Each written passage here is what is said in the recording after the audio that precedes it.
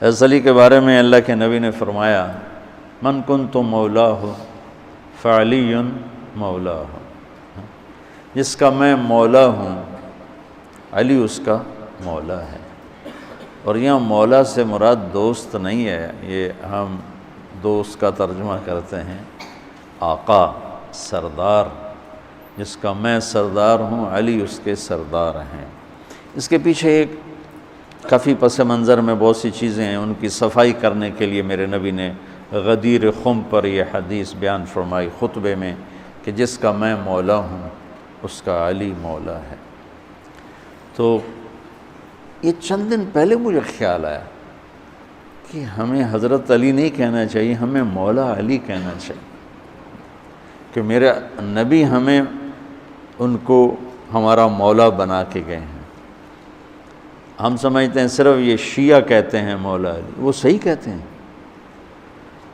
من کنت مولاہ فعلی مولاہ۔ آپ سب کے چہروں پہ میں حیرانی دیکھ رہا ہوں،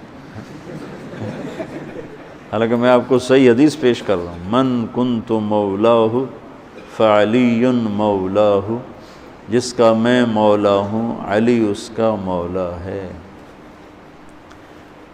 تو میں اب حضرت علی نہیں کہتا، میں کہتا ہوں مولا علی، کہ ان کا حق ہے۔ جیسے ہر صحابی کی بعض خصوصیات ہیں جو دوسرے میں نہیں۔ آپ نے ابو بکر سب سے بڑی ہستی ہیں صحابہ میں، ان کو نہیں، آپ نے کہا کہ تو جنت میں میرے آگے آگے چلتا ہے۔ بلال کو کہا کیا بات ہے، جب جنت میں جاتا ہوں مجھ سے آگے آگے چلتا نظر آتا ہے، جزوی فضیلت۔ سارے لوگ پیدل چلیں گے، میں براق پہ چلوں گا، میرے نبی نے فرمایا، اور بلال میرے آگے سرخ اونٹنی پہ بیٹھ کے چلے گا، یہ جزوی فضیلت۔ جنت میں جانے لگوں گا تو جنت کی سواری کی لگام ایسے نیچے گرے گی۔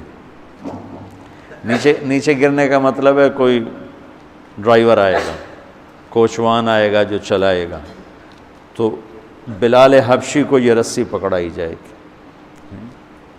تو اس طرح یہ جزوی فضائل کسی کے کسی طرح، کسی کے کسی طرح ہیں۔ تو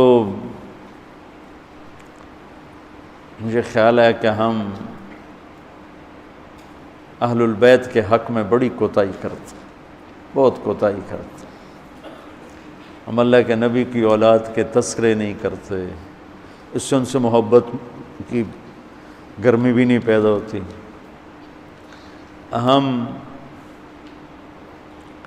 تم میری اولاد کی برائیاں میرے سامنے شروع کر دو تو تم مجھے اچھے لگو گے، اور میرے سامنے آ کر میری اولاد کی تم تعریف شروع کر دو، چاہے مجھے پتہ بھی ہو جھوٹی تعریف کرنا، تو بھی میرا دل خوش ہو جائے گا۔ تو ہم نے نا اللہ کے نبی کے گھرانے کے بارے میں بہت کوتاہی کی ہے، بہت کوتاہی کی۔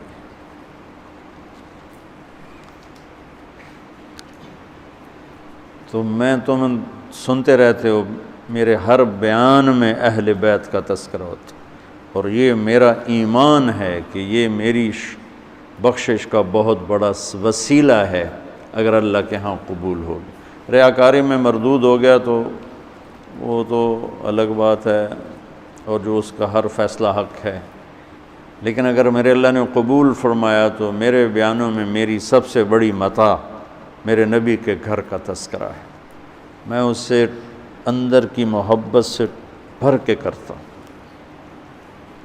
اور اپنی کوتاہی پر اور امت کی کوتاہی پر استغفار کرتا ہوں کہ ہم نے اپنے نبی کی اولاد بھلانا تو کیا ہے، 60 سال میں کیا کر دیا، ذبح کر کے رکھ دی۔